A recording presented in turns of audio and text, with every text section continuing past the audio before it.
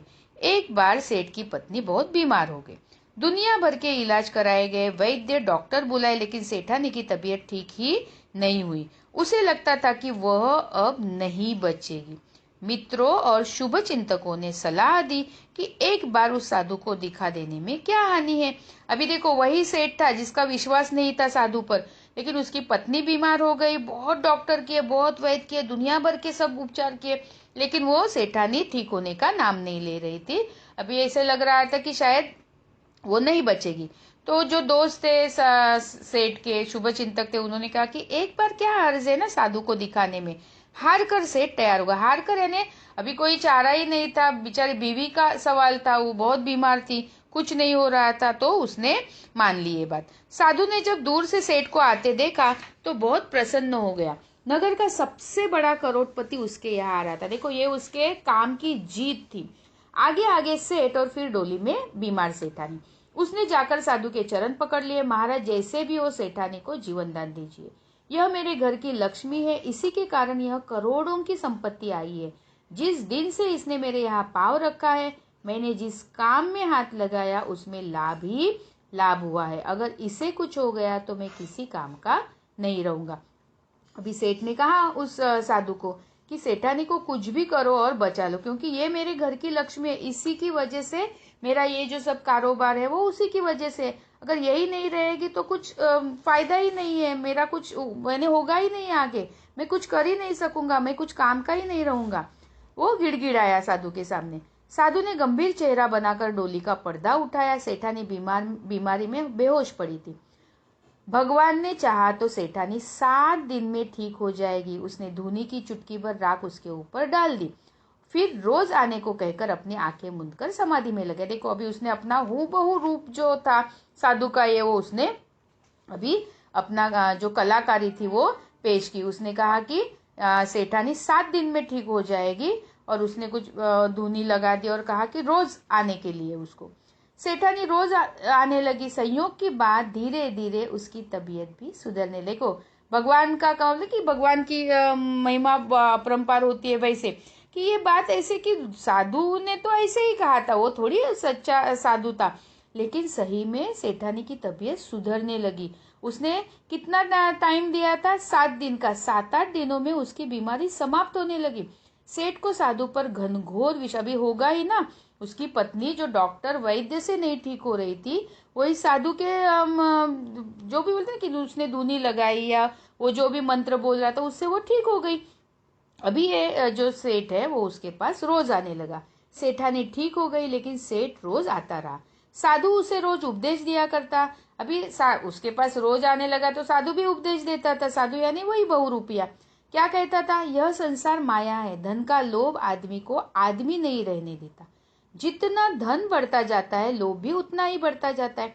सच्चा सुख धन का त्याग करने में है। इस माया मोह से उठकर भगवान के चरणों में ध्यान लगाने में ही सच्चा सुख है। वो क्या कहता था कि ये धन जो संसार है, उसका मोह, माया, लोभ, ये सब व्यर्थ है, बोलता था बहुरूपिया यानी साधु, कि ये सच्चा सुख तो क्या है? धन का त्याग करने में है। सोना तो मिट्टी है, और मिट्टी का मोह पालकर आज तक किसी ने शांति नहीं पाई। उसने क्या कहा? ये सोना पैसा ये सब मिट्टी है, एक दिन मिट्टी में मिटने वाला है, ये सब मिलने वाला है। धीरे धीरे साधु के उपदेशों का प्रभाव सेठ पर पड़ने लगा। एक दिन साधु ने देखा कि घोड़ों, ऊंटों और बैलगाड़ियों का झुंड उसकी कुटी की तरफ चलता आ रहा है। मन में संदेह हुआ कि लोगों को उसकी असलियत का तो पता नहीं चल गया, और ये सरकार के आदमी उसे पकड़ने के लिए चले आ रहे। अभी वो डर गया। सही बात है ना, इतना सब झुंड की झुंड देखी तो उसे लगा कि उसको पकड़ने के लिए नहीं, उसकी असलियत पता चली लोगों को। वह अभी यही सब सोच ही रहा था कि देखा उस झुंड के आगे आगे वही सेठ है। सेठ पास आया। उसने साधु को प्रणाम किया। गाड़ियों, घोड़ों, ऊंटों से सोने चांदी के गहनों, मुहरों और जवाहरों से भरे कलसे उतारे गए। यानी वो सेठ ने क्या किया था? कलसों में भर भर के अपनी जितनी संपत्ति थी, सोना, चांदी, जवाहर, मोहरे, सब वो कलसे में लेकर आया था। देखते ही देखते कुटी के सामने ढेर लग गया। कुटी के सामने, उसकी झोपड़ी के सामने। सेठ ने साधु के चरण पकड़कर कहा, महाराज, आपके उपदेशों से मुझे सच्चा ज्ञान प्राप्त हो गया है, और इस संसार से मेरा मन फिर गया है। झूठ कपट से मैंने जो धन कमाया है वह सब मैं आपके चरणों में रख रहा हूँ। इसका जो भी आप चाहे करे, गरीबों में बांट दे या मंदिर बनवा दे, मुझे अपना शिष्य बना दे। देखो बोलते ना कि कितनी बड़ी बात है कि उसकी जो कलाकारी है वो काम। अभी ये साधु बना जो बहुरूपिया है वो यह सब संपत्ति लेकर वहां से भाग सकता था, लेकिन इस साधु ने, इस बहुरूपिये ने ऐसे नहीं किया, क्योंकि वो सच्चा कलाकार था। अपने पेशे से, अपने व्यवसाय से प्रामाणिक था, ईमानदार था। गंभीर होकर साधु ने उत्तर दिया, जिस धन को मैं तुझे त्यागने का उपदेश देता रहा हूँ, तू उसकी माया में मुझे क्यों फंसाता है?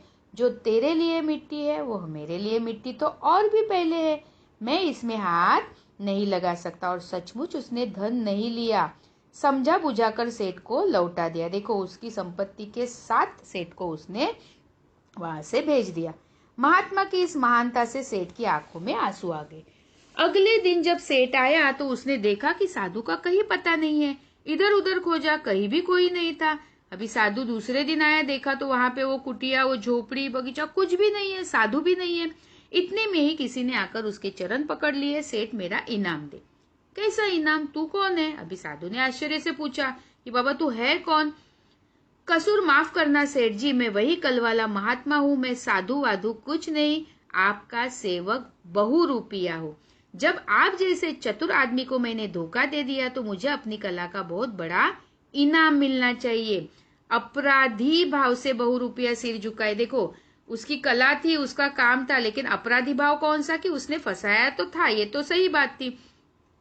सेठ आश्चर्य के मारे आसमान से गिरा। आसमान से गिरा इसका मतलब समझे कि आसमान यानी उसको बहुत ज्यादा धक्का लगा, जोर से एकदम धक्का लगा, यानी एकदम उसका मन एकदम विचलित हो गया। फिर संभल कर बोला, इनाम तो मैं तुझे दूंगा।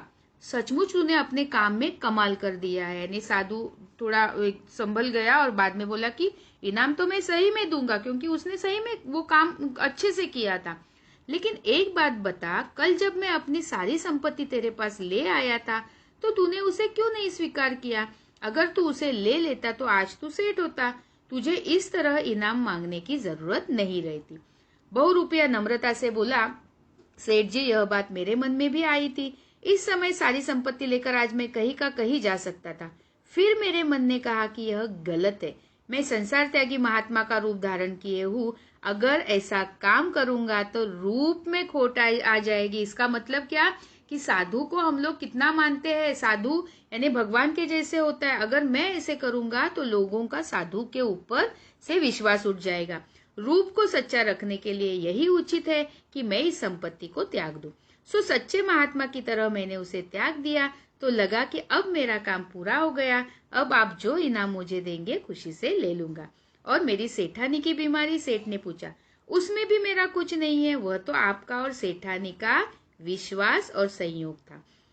सेठ की समझ में सचमुच नहीं आ रहा था कि कैसा यह बहुरूपिया है जो करोड़ों की संपत्ति छोड़कर 2-4 अशरफियों के इनाम पर इतना प्रसन्न और संतुष्ट है।